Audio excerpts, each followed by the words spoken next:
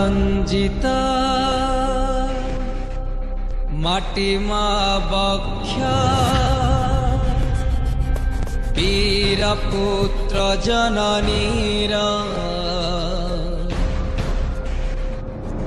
ଶତ୍ରୁର କତେ ଖେଳିଥିଲେ ହୋରି ବଳି ଦେଇ ନିଜ ଶିର ସେ ଅମର ଗାଥା ଏବେ ବି ଶୁଣାଏ ସେ ଅମର ଗାଥା ଏବେ ବି ଶୁଣାଏ ଇତିହାସ ମାଟିର ଏଇ ମାଟିର ଇତିହାସ।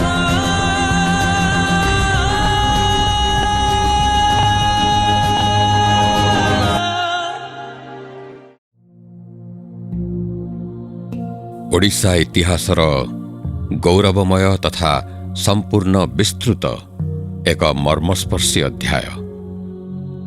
ଚିତ୍ରିତ ପୃଷ୍ଠାଗୁଡ଼ିକରେ ଅନେକ ଲୋମହର୍ଷଣକାରୀ ଘଟଣାବଳୀର ରୂପାୟନ ହୋଇଥିଲେ ମଧ୍ୟ କିଛି ଅଜ୍ଞାତ ଅଧ୍ୟାୟର ଆଭାସ ମାତ୍ର ଦେଖିବାକୁ ମିଳେ। ବିଭିନ୍ନ ସମୟରେ ଓଡ଼ିଶା ରାଜ୍ୟର ପଡ଼ୋଶୀ ରାଜ୍ୟ ତଥା ଆଫଗାନ, ମୋଗଲ, ମରହଟ୍ଟା ଏବଂ ଇଂରେଜ ପ୍ରଭୃତି ବାହ୍ୟ ଶକ୍ତି ଦ୍ୱାରା ଆକ୍ରାନ୍ତ ହୋଇଛି ଏ ପବିତ୍ର ମାଟି। ଏହି ଆକ୍ରମଣ କାଳଗୁଡ଼ିକରେ ଓଡ଼ିଶା ଭୂମିରେ ବିଭିନ୍ନ ଦେଶପ୍ରେମୀ ଓ ସାହସିକ ଯୋଦ୍ଧାଙ୍କର ଆବିର୍ଭାବ ଘଟିଛି। ବ୍ରିଟିଶ ଆକ୍ରମଣର ପ୍ରାକ୍ କାଳରେ ଜଣେ ନିଃସ୍ୱାର୍ଥପର, ବିଜ୍ଞ, ପଣ୍ଡିତ, କର୍ମସାଧକ, ସାହସୀ ଯୁଦ୍ଧ ବିଶାରଦ ଜୟକୃଷ୍ଣ ରାଜଗୁରୁ ଓରଫ ଜୟୀ ରାଜଗୁରୁଙ୍କ ଆବିର୍ଭାବ। ତାଙ୍କ ବଳିଷ୍ଠ ନେତୃତ୍ୱରେ ସୁସଂଗଠିତ ହୋଇପାରିଥିଲା ଓଡ଼ିଶାର ପାଇକ ବାହିନୀ। ସେ ଥିଲେ ଚିରକୁମାର, ଉନ୍ନତ ନାସା, ପଦ୍ମ ପଳାଶଲୋଚନ, ବୀରେନ୍ଦ୍ର କେଶରୀ। ବେଦଜ୍ଞ ବ୍ରାହ୍ମଣ ପରମ୍ପରାରୁ ଦୂରେଇ ଯାଇ ଦେଶ ମାତୃକାର ସ୍ୱାଧୀନତା ରକ୍ଷା ପାଇଁ ସେ ସାଜିଥିଲେ ଜଣେ ସୁଦକ୍ଷ ସଶସ୍ତ୍ର ସୈନିକ। ଶ୍ରୋତାବନ୍ଧୁ, ମୁଁ ଆପଣମାନଙ୍କୁ ନେଇଯାଉଛି 1798 ଖ୍ରୀଷ୍ଟାବ୍ଦକୁ, ଯେତେବେଳେ ଓଡ଼ିଶାର ରାଜା ଥିଲେ ଗଜପତି ଦ୍ୱିତୀୟ ମୁକୁନ୍ଦ ଦେବ। ଇତିହାସ କହେ ସେ ନାବାଳକ ହୋଇ ରାଜଗାଦିରେ ବସିଲେ, ସାବାଳକ ହୋଇ ଶାସନ କଲେ। ତାଙ୍କ ନିରଙ୍କୁଶ ଶାସନରେ ଜୟୀ ରାଜଗୁରୁଙ୍କର ଅବଦାନ କ'ଣ ଥିଲା? କିଏ ସେହି ବିସ୍ମୟ ପୁରୁଷ? ପୁରୀ ନିକଟବର୍ତ୍ତୀ ବୀର ହରେକୃଷ୍ଣପୁର ଶାସନ। ଜୟକୃଷ୍ଣ ଜନ୍ମ ହୋଇଥିଲେ ସେହି ଶାସନ ନିବାସୀ ଗୋଟିଏ କୌଶିକ ବାଜପେୟୀ ବ୍ରାହ୍ମଣ ପରିବାରରେ। ବଂଶାନୁକ୍ରମେ ତାଙ୍କ ପୂର୍ବପୁରୁଷମାନେ ପଣ୍ଡିତ ଥିଲେ ଏବଂ ଖୋର୍ଦ୍ଧା ରାଜାମାନଙ୍କର ରାଜଗୁରୁ ତଥା ପରାମର୍ଶଦାତା ରୂପେ କାର୍ଯ୍ୟ କରି ଆସୁଥିଲେ। ଜୟକୃଷ୍ଣଙ୍କ ପିତା ରାମଚନ୍ଦ୍ର ବ୍ରାହ୍ମଣ କୂଳରେ ଜନ୍ମ ହୋଇ ମଧ୍ୟ ଯୁଦ୍ଧ ବିଦ୍ୟାରେ ନିପୁଣ ଥିଲେ। ସେଇ ଉଷ୍ମ ଶୋଣିତ ଧାର ପ୍ରବାହିତ ହୋଇଥିଲା ଜୟକୃଷ୍ଣଙ୍କ ଶିରା ପ୍ରଶିରାରେ। ଶୈଶବରୁ ତାଙ୍କ ଶରୀରକୁ ପଥର ପରି ଶକ୍ତ କରି ଗଢ଼ାଯାଇଥିଲା।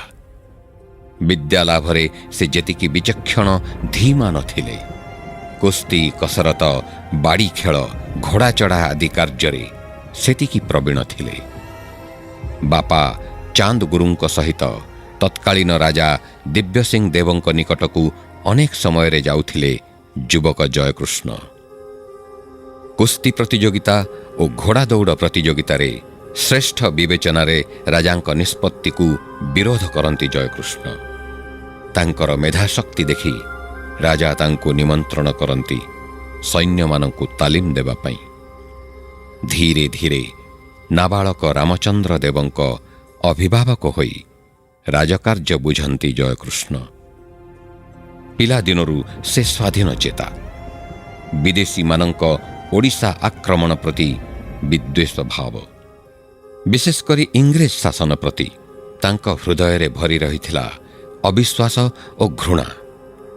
ଓଡ଼ିଶାରେ ଇଂରେଜ ଶାସନକୁ ପ୍ରଶ୍ରୟ ଦେବେ ନାହିଁ ବୋଲି ସେ ନେଇଥିଲେ ଦୃଢ଼ ସଂକଳ୍ପ।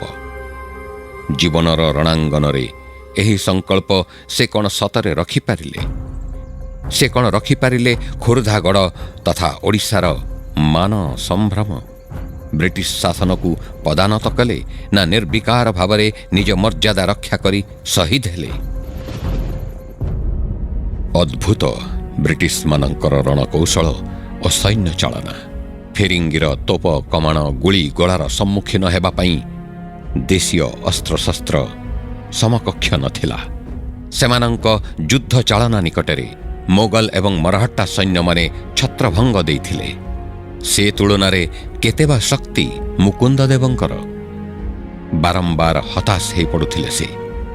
ହେଲେ ଜୟୀ ରାଜଗୁରୁଙ୍କ ମନ ଓ ହୃଦୟରେ ପ୍ରଜ୍ୱଳିତ ହେଉଥିଲା ପ୍ରତିଶୋଧ ଆଉ ସ୍ୱାଭିମାନର ବହ୍ନି। ଫିରିଙ୍ଗିମାନଙ୍କ ସହିତ ଯୁଦ୍ଧ ନ କରିବା ପାଇଁ ରାଜାଙ୍କର ମାନସିକତାର ପ୍ରତିବାଦ କରି ଜୟୀ ରାଜଗୁରୁ କହିଥିଲେ, ଓଡ଼ିଶାର ଗଜପତି ମୁକୁନ୍ଦ ଦେବ ତାହେଲେ ଫିରିଙ୍ଗି ବଣିକମାନଙ୍କ ସଙ୍ଗରେ ସନ୍ଧି କରିବେ? ରାମଚନ୍ଦ୍ର ଦେବଙ୍କ ବଂଶରେ ଜନ୍ମଗ୍ରହଣ କରି ଭୀରୁତା ପ୍ରଦର୍ଶନ କରିବା ଆପଣଙ୍କ ଭଳି ଯୁବକ ରାଜାଙ୍କଠାରୁ ଏ ଦେଶ ଆଶା କରୁନାହିଁ ମହାରାଜ। ତଥାପି ମୁକୁନ୍ଦ ଦେବଙ୍କର ସେଇ ଗୋଟିଏ ମାତ୍ର ମାନସିକ ପ୍ରତିକ୍ରିୟା। ବିବ୍ରତ ଜୟୀ ରାଜଗୁରୁ ପୁଣି ଆରମ୍ଭ କଲେ, ଜଗନ୍ନାଥଙ୍କ ଚଳନ୍ତି ପ୍ରତିମା ପକ୍ଷରେ କିଛି ଅସମ୍ଭବ ନୁହେଁ।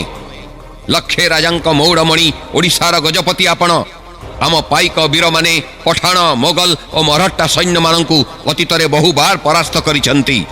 ଶତାବ୍ଦୀ ଶତାବ୍ଦୀ ଧରି ଭାରତର ସ୍ୱାଧୀନ ନରପତି ରୂପେ ଖୋର୍ଦ୍ଧାର ଗଜପତି ପରିଚିତ। ଯେତେ ଦିନ ପର୍ଯ୍ୟନ୍ତ ଜଗନ୍ନାଥଙ୍କ ଅନୁକମ୍ପାରୁ ଆପଣ ବଞ୍ଚିତ ହୋଇନାହାନ୍ତି, ପୃଥିବୀର କୌଣସି ଶକ୍ତି ଆପଣଙ୍କୁ ପରାସ୍ତ କରିପାରିବ ନାହିଁ। ଆପଣଙ୍କର ଆଦେଶ ପାଇଲେ ପାଇକ ବୀରମାନଙ୍କୁ ଏକତ୍ରିତ କରି ଫିରିଙ୍ଗି ଫୌଜ ଉପରେ ଆକ୍ରମଣ କରିବା ମୋର ଅଭିପ୍ରାୟ। ଏପରି ଜ୍ୱାଳାମୁଖୀ ବାଣୀରେ ଗଜପତିଙ୍କ ମନରେ ସୁଦୃଢ଼ ହୋଇଛି ଫିରିଙ୍ଗି ଆକ୍ରମଣର ପ୍ରତିରୋଧ ଭାବ। ଜୟୀ ରାଜଗୁରୁଙ୍କ କଥାରେ ସମ୍ମତ ହୋଇଛନ୍ତି ଗଜପତି। ତାପରେ ଦ୍ୱିଗୁଣିତ ହୋଇଛି ଜୟୀ ରାଜଗୁରୁଙ୍କ ସାହସ ଓ ପରାକ୍ରମ। ଗର୍ଜି ଉଠିଛି ତରବାରୀର ଝଙ୍କାର, ଧନୁର ଟଙ୍କାର, ପାଇକମାନଙ୍କର କୁହାଟ ଆଉ ରଣହୁଙ୍କାରରେ ପ୍ରକମ୍ପିତ ଗଗନ ପବନ। ବିଜ୍ଞ, ବିଚକ୍ଷଣ, ପରାକ୍ରମୀ, ସୁଚତୁର ଜୟୀ ରାଜଗୁରୁଙ୍କ ଶୃଙ୍ଖଳିତ ସୈନ୍ୟ ଚାଳନା, ପ୍ରବଳ ପରାକ୍ରମୀ ସେନାପତି ବଳବନ୍ତ ରଣସିଂହଙ୍କ ବିପୁଳ ସହଯୋଗ ପାଇ ପାଇକ ସେନା ଦୁର୍ଜୟ ହୋଇ ଉଠିଛି। ଓଡ଼ିଆ ନାରୀ ସେନାବାହିନୀ ବି ଘର କୋଣରୁ ବାହାରି ଆସିଛନ୍ତି ଯୁଦ୍ଧରେ ସାମିଲ ହେବା ପାଇଁ। କାଳ ବିଳମ୍ବ ନ କରି ଖୋର୍ଦ୍ଧାର ସୈନ୍ୟ ଅଚାନକ ଆକ୍ରମଣ କରିଛନ୍ତି। ଖୋର୍ଦ୍ଧାର ସୈନ୍ୟଙ୍କୁ ପ୍ରତିରୋଧ କରିବାକୁ ଯାଇ ଅନେକ ଫିରିଙ୍ଗି ସୈନ୍ୟ ବନ୍ଦୀ। 2000 ସୈନ୍ୟ ଧରି ଜୟୀ ରାଜଗୁରୁ ସନ୍ଧି ବାହାନାରେ ବାରବାଟୀ ଦୁର୍ଗ ଉପରେ ଚାରିପଟୁ ଅଚାନକ ଆକ୍ରମଣ କରିଛନ୍ତି।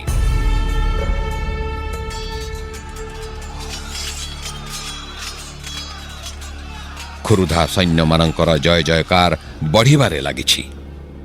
ଏ ରଣହୁଙ୍କାର ଶୁଣି ବିଚଳିତ କର୍ଣ୍ଣେଲ ହରକୋଟ। ସେ କ'ଣ ଆଶା କରିଥିଲେ ଏପରି ଅପ୍ରତ୍ୟାଶିତ ଆକ୍ରମଣ? ବନ୍ଦୀ ହେଲେ କର୍ଣ୍ଣେଲ ହରକୋଟ। ଜୟୀ ରାଜଗୁରୁ ଓ ବଳବନ୍ତ ରଣସିଂହ କହନ୍ତି, ଆପଣ କରିଥିବା ଚୁକ୍ତିର ସର୍ତ୍ତ ପୂରଣ କରନ୍ତୁ, ଆମେ ବାରବାଟୀ ଦୁର୍ଗ ଛାଡ଼ିଦେବୁ।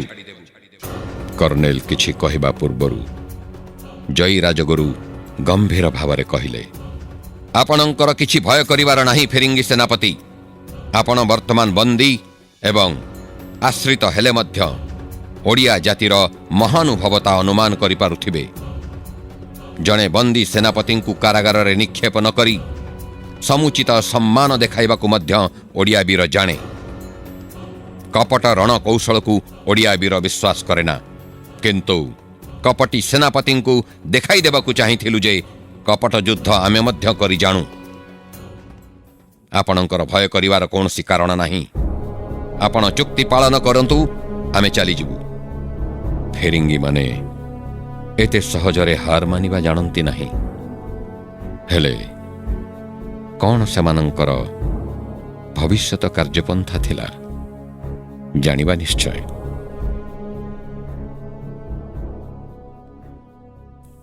ଉପରେ ପାଣି ସିଞ୍ଚି ଭିତରେ ଚେର କାଟିବା ଫିରିଙ୍ଗିମାନଙ୍କର ସହଜାତ ପ୍ରବୃତ୍ତି। କିଛି ଦୂରଭିସନ୍ଧି ରଖି କର୍ଣ୍ଣେଲ ହାରକୋଟ ପଠାଇଛନ୍ତି ଫିରିଙ୍ଗି କାନୁନଗୋ ଗୋବିନ୍ଦ ରାୟଙ୍କୁ ଗଜପତିଙ୍କ ନିକଟକୁ। ଖୁରୁଧାଗଡ଼ରେ ପହଞ୍ଚିଛନ୍ତି ଗୋବିନ୍ଦ ରାୟ। ଜୟୀ ରାଜଗୁରୁଙ୍କୁ ଅବହେଳା କରି ସ୍ୱତନ୍ତ୍ର ଭାବେ ଗଜପତିଙ୍କୁ ସମ୍ବାଦ ଦେବା ପାଇଁ ନିଜର ଅଭିପ୍ରାୟ ପ୍ରକାଶ କରନ୍ତି ସେ। ଜୟୀ ରାଜଗୁରୁଙ୍କ ମନ ଆକାଶରେ ସନ୍ଦେହର ଘନ କୁହୁଡ଼ି। ହୃଦୟରେ ଜଳି ଉଠେ କ୍ରୋଧର ଅଗ୍ନିଶିଖା। ଗଜପତିଙ୍କୁ ବାରବାଟୀ ଯିବାକୁ ନିମନ୍ତ୍ରଣ କରିବା ଏବଂ ଗଜପତି ସେ ପ୍ରସ୍ତାବରେ ରାଜି ହେବା ଜୟୀ ରାଜଗୁରୁଙ୍କୁ ବିବ୍ରତ କରି ପକାଇଛି। ପ୍ରସଙ୍ଗକ୍ରମେ ଗୋବିନ୍ଦ ରାୟଙ୍କ ମୁଖରୁ ବାହାରି ପଡ଼ିଛି, ଛାମୁ ଯଦି ଫିରିଙ୍ଗି ଫୌଜ ସହିତ ସନ୍ଧିରେ ଆବଦ୍ଧ ହୁଅନ୍ତି, ଖୋରୁଧା ରାଜ୍ୟର ଲୋକେ ସୁଖରେ ବସବାସ କରନ୍ତେ। ଆଉ କର୍ଣ୍ଣେଲଙ୍କର ବିଶ୍ୱାସ ଯେ ଆପଣ ନିଜେ ଏହାର ସ୍ୱାଧୀନ ବିଚାର କରିବେ। ଆପଣଙ୍କ ପରାମର୍ଶଦାତା ରୂପେ ଗୋଲାମ ଅମିନ ମନୋନୀତ ହୋଇଛନ୍ତି। ଏହି କଥାର ତରବାରୀରେ କ୍ଷତବିକ୍ଷତ ହୋଇପଡ଼ିଛନ୍ତି ଜୟୀ ରାଜଗୁରୁ। ଉତ୍କେଶର ସିଂହ ପରି ଗର୍ଜି ଉଠି କହିଛନ୍ତି, ତୁମର ଆସ୍ପର୍ଦ୍ଧତା କମ୍ ନୁହେଁ ଗୋବିନ୍ଦ ରାୟ। କେଇ ବାଟି ଜମି ଜାଗିର ପାଇବା ପାଇଁ ଆଉ କେତୋଟି ମୁଦ୍ରାର ପ୍ରଲୋଭନରେ ତମେ ଏତେ ତଳକୁ ଖସି ଯାଇପାରିଲ? ବିନା ଦ୍ୱିଧାରେ ଫିରିଙ୍ଗି ବଣିକଙ୍କ ପାଖରେ ନିଜର ବିବେକ ଟିକକ ବିକ୍ରି କରିଦେଇପାରିଲ? ପୁଣି ଆସିଛ ସାରା ଓଡ଼ିଆ ଜାତିର ବିବେକକୁ ଭ୍ରଷ୍ଟ କରିବାର ପ୍ରସ୍ତାବ ନେଇ। ଶୁଣି ରଖ ଗୋବିନ୍ଦ ରାୟ, ମୁଁ ବଞ୍ଚିଥିବା ପର୍ଯ୍ୟନ୍ତ ଖୁରୁଧା ରାଜ୍ୟ ବ୍ରିଟିଶ ବଣିକମାନଙ୍କ ପଦାନତ ହୋଇପାରିବ ନାହିଁ। ଯାଅ, ତମର ମିଥ୍ୟାବାଦୀ ମାଲିକକୁ ସୂଚାଇ ଦିଅ, ଗଜପତି ଓ ରାଜଗୁରୁ ମଧ୍ୟରେ ଅନ୍ତର କରିବାର ଫିରିଙ୍ଗି କୂଟନୀତି ଧରା ପଡ଼ିଯାଇଛି।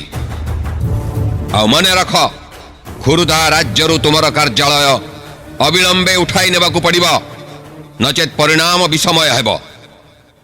ଚାଲି ଯାଇଛନ୍ତି ଗୋବିନ୍ଦ ରାୟ। ହେଲେ ସ୍ୱାଭିମାନର ମଞ୍ଜିଟି ଗଜପତି ମୁଣ୍ଡରେ ଭରି ଦେଇ ଯାଇଛନ୍ତି। ଏହାପରେ ଗଜପତି କ'ଣ ସତରେ ପ୍ରତିକ୍ରିୟାଶୀଳ ହୋଇଛନ୍ତି? ସ୍ୱାଭିମାନୀ ମଣିଷ ନିଜର ସ୍ୱାଭିମାନକୁ କେବେ ବଳି ଦେବାକୁ ଚାହେଁନା। ତା ଛଡ଼ା ରାଜବଂଶ ସମ୍ଭୂତ ସାବାଳକ ମୁକୁନ୍ଦ ଦେବ ନିଜେ ସ୍ୱାଧୀନ ଭାବରେ ରାଜ୍ୟ ଶାସନ କରିବା ପାଇଁ ପ୍ରୟାସୀ। ଅଭିଭାବକ ଜୟୀ ରାଜଗୁରୁଙ୍କ ମତାନୁସାରେ ଚଳିବା ଏବଂ ତାଙ୍କ କଥାରେ ହଁ ଭରିବା ପାଇଁ ସେ ଇଚ୍ଛୁକ ନୁହନ୍ତି। ସେ ଚାହାନ୍ତି ଫିରିଙ୍ଗିମାନଙ୍କ ସହିତ ଯୁଦ୍ଧ ନ କରି ସନ୍ଧି କରିବାକୁ।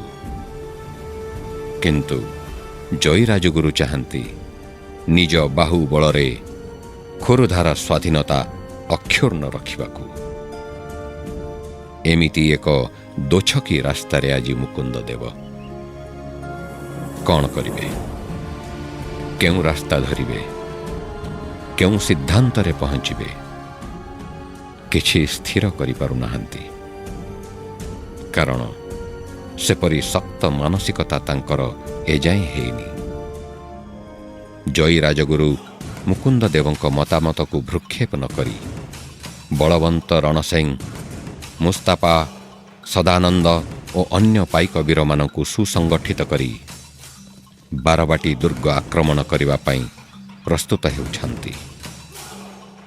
ଅଭୂତପୂର୍ବ ଉତ୍ସାହ ଉଦ୍ଦୀପନା ଭରି ଦେଇଛନ୍ତି ପାଇକମାନଙ୍କ ହୃଦୟରେ। ବରୁଣେଇ କରୁଣେଇଙ୍କ ନାମରେ ଶପଥ କରି ନିଜ ମା ମାଟିର ଟେକ ରଖିବା ପାଇଁ ପାଇକମାନେ ନେଇଛନ୍ତି ଦୃଢ଼ ସଂକଳ୍ପ।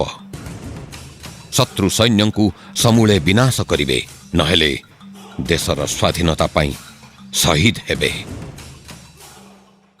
ଏମିତି ଏକ ଘଡ଼ିସନ୍ଧି ବେଳାରେ ଫିରିଙ୍ଗିମାନେ କ'ଣ ନୀରବ ହୋଇ ବସି ରହିଥିବେ? ନିଜର ଆଶା ଆକାଂକ୍ଷାକୁ ପୂର୍ଣ୍ଣ କରିବା ପାଇଁ ସେମାନଙ୍କ ମଧ୍ୟରେ ଚାଲିଥିବ ନାନା ବିଚାର ବିମର୍ଶ, ନାନା କୁମନ୍ତ୍ରଣା। ଖୁରୁଧା ପାଇକମାନେ ବାରବାଟୀ ଆକ୍ରମଣ କରିବା ପୂର୍ବରୁ ସେମାନଙ୍କ ଭିତରେ ଫାଟ ସୃଷ୍ଟି କରିବାର ମନ୍ତ୍ରଣା। ଜୟୀ ରାଜଗୁରୁଙ୍କଠାରୁ ମୁକୁନ୍ଦ ଦେବଙ୍କୁ ଅନ୍ତର କରିବାର ଯୋଜନା। ଏ ଯୋଜନା ତାଙ୍କର କେତେ ଦୂର ଫଳବତୀ ହେବ? ଜୟୀ ରାଜଗୁରୁଙ୍କ ଫିରିଙ୍ଗି ବିରୋଧୀ କାର୍ଯ୍ୟକଳାପ ଫିରିଙ୍ଗି ବଣିକଙ୍କ ଆଖିରୁ ନିଦ ହଜେଇ ଦେଇଛି। ତାଙ୍କୁ ଆୟତ୍ତ କରିବାରେ ବିଫଳ ହୋଇଛି ବ୍ରିଟିଶ ବାହିନୀ। ବ୍ରିଟିଶ ପ୍ରେରିତ ସନ୍ଧିପତ୍ରକୁ ପ୍ରତ୍ୟାଖ୍ୟାନ କରିଛନ୍ତି ଜୟୀ ରାଜଗୁରୁ।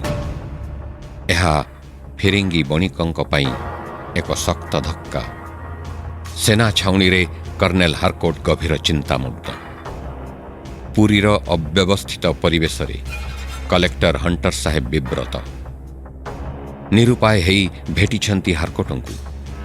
ପରିସ୍ଥିତି ସମ୍ପର୍କରେ କୂଟନୈତିକ ମନ୍ତ୍ରଣା ଏବଂ ସାମ୍ପ୍ରତିକ ପରିସ୍ଥିତିରେ କେଉଁ ପଦକ୍ଷେପ ନିଆଯିବ ସେ ସମ୍ପର୍କରେ ସିଦ୍ଧାନ୍ତ ନିଆଯିବା ପାଇଁ ମସୁଧା।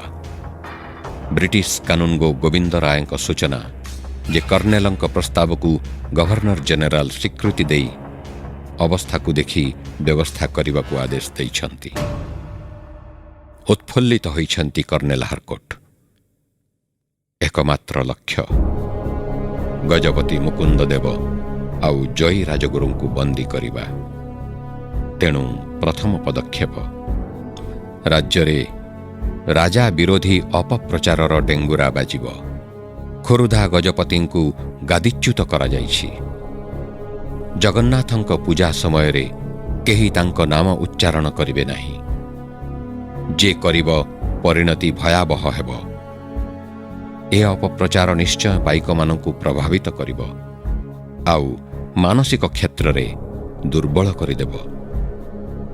ମେଜର ଫ୍ଲେଚର ଦୃଢ଼କଣ୍ଠରେ ଘୋଷଣା କରିଛନ୍ତି, I will teach him a lesson. ମୁଁ କଥା ଦେଉଛି କର୍ଣ୍ଣେଲ ସାହେବ, 10 ଦିନ ଭିତରେ ମୁଁ ଖୋର୍ଦ୍ଧା ଗଡ଼ ନିଶ୍ଚୟ ଅଧିକାର କରିବି। ଏହାପରେ ଫିରିଙ୍ଗି ବଣିକ କି ପଦକ୍ଷେପ ନେବେ? ଜୟୀ ରାଜଗୁରୁ ତଥା ପାଇକ ବାହିନୀ ସତରେ କ'ଣ ଏମାନଙ୍କ ବସତା ସ୍ୱୀକାର କରିବେ? ସମୟର ଗତି ବଡ଼ ବିଚିତ୍ର।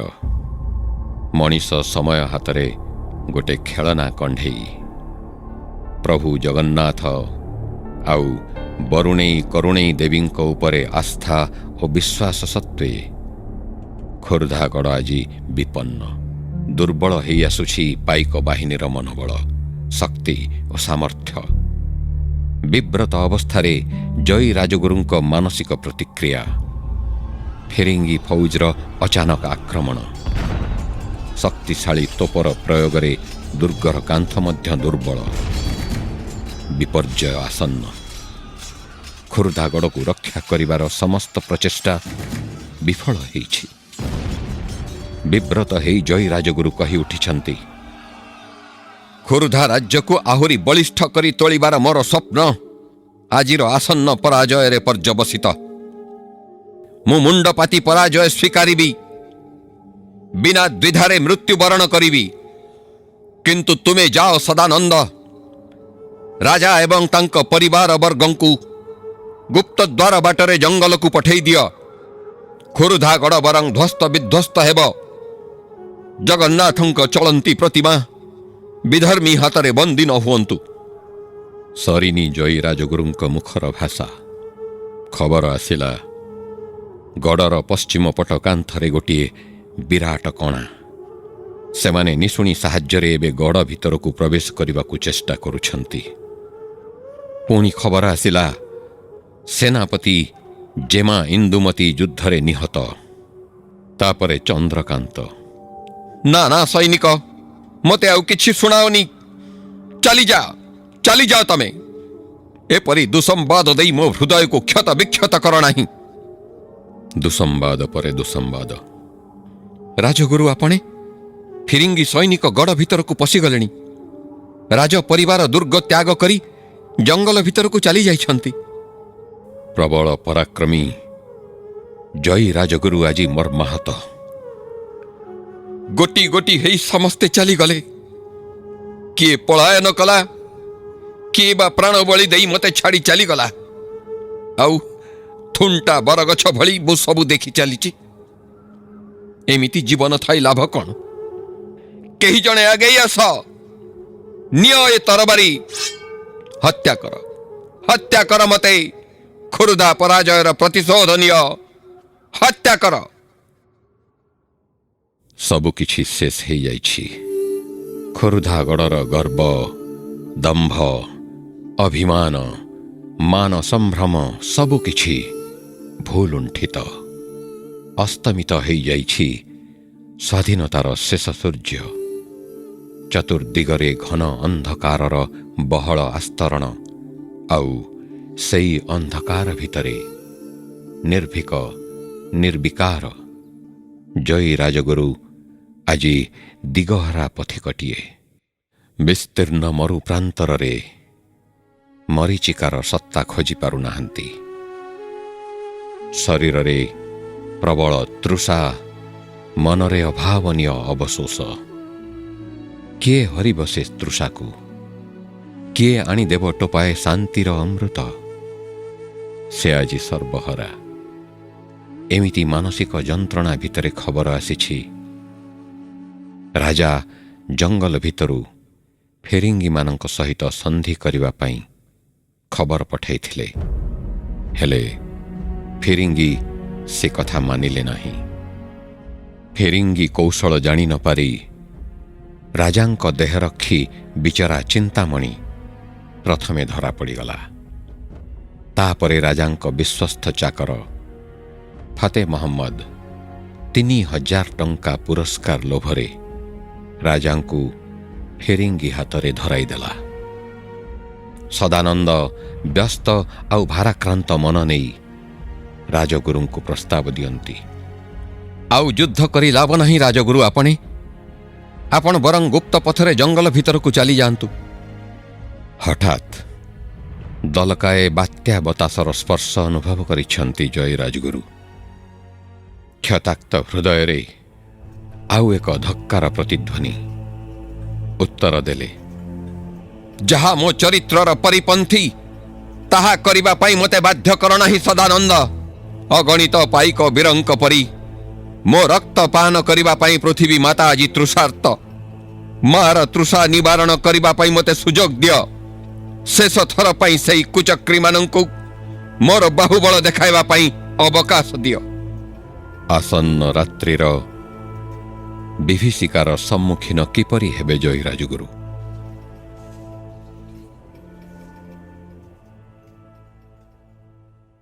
ସମୟର ରଥଚକ୍ର ତଳେ କେତେ ଯେ ନିରୀହ ଜନତା, କେତେ ଯେ ଓଡ଼ିଆ ପାଇକ ପେଶି ହେଇଯାଇଛନ୍ତି, ତାର ହିସାବ ରଖିବାକୁ ଫୁର୍ସତ ନାହିଁ। ନଅରର ପଛପଟରୁ ଶତ୍ରୁ ସୈନ୍ୟ ପ୍ରବେଶ କରିଛନ୍ତି। ଠିକ୍ ସମୁଦ୍ରର ଉତ୍ତାଳ ଢେଉ ପରି ଶହ ଶହ ଓଡ଼ିଆ ପାଇକ ସେମାନଙ୍କ ହାତରେ ବନ୍ଦୀ। ବୀରବାହୁ ସଦାନନ୍ଦ ହାର ମାନି ବନ୍ଦୀ ହେଇଛନ୍ତି। ମେଜର ଫ୍ଲେଚରଙ୍କର ରୁକ୍ଷ ବ୍ୟବହାର, ଚାବୁକ ପ୍ରହାର ସତ୍ତ୍ୱେ ବି ଜୟୀ ରାଜଗୁରୁଙ୍କ ସନ୍ଧାନ ଦେଇନାହାନ୍ତି ମନ୍ତ୍ରୀ ସଦାନନ୍ଦ। ବରଂ ସଗର୍ବେ ଉତ୍ତର ଦେଇଛନ୍ତି, ଆମ ପ୍ରଧାନମନ୍ତ୍ରୀ ପ୍ରଧାନ ସେନାପତିର କର୍ତ୍ତବ୍ୟ ପାଳନ କରୁଛନ୍ତି। ତୁମ ପରି କପଟ ଯୁଦ୍ଧରେ ସେ ବିଶ୍ୱାସ କରନ୍ତି ନାହିଁ ଫିରିଙ୍ଗି ବଣିକ। ସେ ପ୍ରତ୍ୟକ୍ଷ ରଣାଙ୍ଗନରେ ଜୀବନ ବଳିଦାନ ଦେବାକୁ ଶିଖିଛନ୍ତି। ବର୍ତ୍ତମାନ ସେ ଅଶ୍ୱପୃଷ୍ଠରେ ବସି ଯୁଦ୍ଧ ଚାଳନା କରୁଛନ୍ତି। ଜାଗି ଉଠିଛନ୍ତି ହତାଶ ସୈନିକଗଣ। ବନ୍ଦୀ ପାଇକମାନେ ମୁକ୍ତ ହୋଇ ପୁଣି ଯୁଦ୍ଧ କରିବାକୁ ଆରମ୍ଭ କରିଛନ୍ତି। ନ ଦେଖିଲେ ବିଶ୍ୱାସ କରିପାରିବେନି କି ଭୟଙ୍କର ସେମାନଙ୍କ ଯୁଦ୍ଧ କୌଶଳ। ଅନେକ ଫିରିଙ୍ଗି ସୈନ୍ୟ ମୃତାହତ। ଚକ୍ରବାତ ପରି ଘୁରି ଯାଇଛି ଫ୍ଲେଚରଙ୍କ ମସ୍ତିଷ୍କ। ଜୟୀ ରାଜଗୁରୁଙ୍କୁ ଯଥାଶୀଘ୍ର ବନ୍ଦୀ କରିବାକୁ ନିର୍ଦ୍ଦେଶ ଦେଇଛନ୍ତି।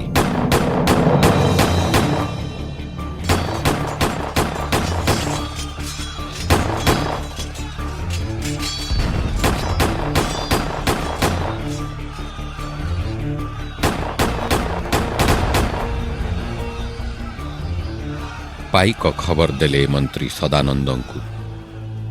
ଜୟୀ ରାଜଗୁରୁ ଫିରିଙ୍ଗି ହାତରେ ବନ୍ଦୀ। ଗଭୀର ଯନ୍ତ୍ରଣାରେ ମର୍ମାହତ ମନ୍ତ୍ରୀ ସଦାନନ୍ଦ। ଓଡ଼ିଶାର ସ୍ୱାଧୀନତାର ସୂର୍ଯ୍ୟ ଏତେ ଶୀଘ୍ର ଅସ୍ତମିତ ହୋଇଗଲେ। ଜୟୀ ରାଜଗୁରୁଙ୍କ ପରାଜୟରେ ଆଜି ଓଡ଼ିଆ ଜାତିର ଗୌରବ ଲୁପ୍ତ ହୋଇଗଲା। ଧୂଳିସାତ ହୋଇଗଲା ଉତ୍କଳର ଗର୍ବ ଗୌରବର ଖୁର୍ଦ୍ଧାଗଡ଼। ହେ ପ୍ରଭୁ, ଜଗତର ନାଥ ଜଗନ୍ନାଥ, ତମେ ବଡ଼ ବଡ଼ ଆଖିରେ ତମ ପ୍ରିୟ ମାଟିର ପତନ ଦେଖି କେମିତି ସହିପାରିଲ ପ୍ରଭୁ? ବର୍ତ୍ତମାନ ରାଜଗୁରୁ ଆପଣ କୋଉଠି, କେମିତି ଅବସ୍ଥାରେ ଥିବେ ସେ? ତାଙ୍କୁ ସାହା ହୁଅ ଠାକୁରେ, ତାଙ୍କୁ ସାହା ହୁଅ, ତାଙ୍କୁ ସାହା ହୁଅ। ମେଦିନୀପୁର ଜେଲରେ ଜୟୀ ରାଜଗୁରୁ। ବାଘତୋଟାଠାରେ ତାଙ୍କର ବିଚାର ହେଇଛି। ଆଦେଶ ହେଇଛି ଫାଶୀ ଦଣ୍ଡ। ଚିନ୍ତିତ ହୋଇପଡ଼ିଛନ୍ତି କର୍ଣ୍ଣେଲ ହାରକୋଟ। ଜୟୀ ରାଜଗୁରୁଙ୍କ ବଳିଷ୍ଠ ବ୍ୟକ୍ତିତ୍ୱ ତାଙ୍କୁ ଚିନ୍ତାମଗ୍ନ କରିଛି। ସତରେ କି ବିଚିତ୍ର ମଣିଷ ଏ ଜୟୀ ରାଜଗୁରୁ। କ୍ଷମା ଭିକ୍ଷା କରି ହୁଏତ ମୃତ୍ୟୁଦଣ୍ଡରୁ ରକ୍ଷା ପାଇପାରିଥାନ୍ତେ, କିନ୍ତୁ ନୀତି ବିରୁଦ୍ଧ କାମ ନ କରିବା ପାଇଁ ତାଙ୍କର ଭୀଷଣ ପ୍ରତିଜ୍ଞା। ଶତ୍ରୁ ହେଲେ ମଧ୍ୟ ସେ ବିରାଟ ବ୍ୟକ୍ତିତ୍ୱ ନିକଟରେ ମଥା ନଇଯାଏ। ହାରକୋଟଙ୍କ ସମ୍ମୁଖରେ ବନ୍ଦୀ ରାଜଗୁରୁ ଉପସ୍ଥିତ। ବିଚକ୍ଷଣ ବ୍ୟକ୍ତିତ୍ୱ ଓ ଦେଶପ୍ରେମ ପାଇଁ ପ୍ରଶଂସାରେ ଶତମୁଖ ହୋଇଛନ୍ତି ହାରକୋଟ। କିନ୍ତୁ ଜୟୀ ରାଜଗୁରୁ ପୂର୍ବପରି ନିର୍ବିକାର। ତାଙ୍କ ଉପରେ କରିଥିବା ଅକଥନୀୟ ଅତ୍ୟାଚାର ପାଇଁ କ୍ଷମା ମାଗିଛନ୍ତି ହାରକୋଟ। ତଥାପି ପଦଟିଏ ଉତ୍ତର ଦେଇନାହାନ୍ତି ରାଜଗୁରୁ। ନିଜର ଭୁଲ ପାଇଁ କ୍ଷମା ପ୍ରାର୍ଥନା କରି ମୁକ୍ତି ପାଇବାକୁ କହିଛନ୍ତି ହାରକୋଟ ସାହେବ। ଏଥର ପାଟି ଖୋଲିଛନ୍ତି ଜୟୀ ରାଜଗୁରୁ। କ୍ଷମା, ମୁକ୍ତି? ଯଦି ମୁକ୍ତି ଦେବାକୁ ଚାହାନ୍ତି ତେବେ ଓଡ଼ିଶାର ଗଜପତି ଜଗନ୍ନାଥଙ୍କ ଚଳନ୍ତି ପ୍ରତିମା ମହାରାଜ ମୁକୁନ୍ଦ ଦେବଙ୍କୁ ମୁକ୍ତି ଦିଅନ୍ତୁ। ମୁଁ କିନ୍ତୁ ମୁକ୍ତି ଚାହେଁନା। ଜୀବନର ଅନ୍ତିମ ମୁହୂର୍ତ୍ତରେ ମୋତେ କଳଙ୍କିତ କରିବା ପାଇଁ ସ୍ନେହର ପ୍ରାଚୁର୍ଯ୍ୟ ଦେଖାନ୍ତୁ ନାହିଁ ସେନାପତି ହାରକୋଟ। ବଞ୍ଚିବାର ଆଶା ଜାଗ୍ରତ କରାଇ ମୋର ପ୍ରାଣକୁ ଦୁର୍ବଳ କରନ୍ତୁ ନାହିଁ। ଆସାମୀକୁ ଫାଶୀ ଦେବାର ସମୟ ଜଣାଇଛନ୍ତି ଜେଲର ସାହେବ। ତାଙ୍କୁ ନିଆଯାଇଛି ଫାଶୀ ଦିଆ ବରଗଛ ନିକଟକୁ। ଦୁଇ ଗୋଡ଼କୁ ଗଛର ଦୁଇଟି ଡାଳରେ ବାନ୍ଧି ଦିଆଯାଇ ନିର୍ମମ ଭାବରେ ହତ୍ୟା କରାଯାଇଛି।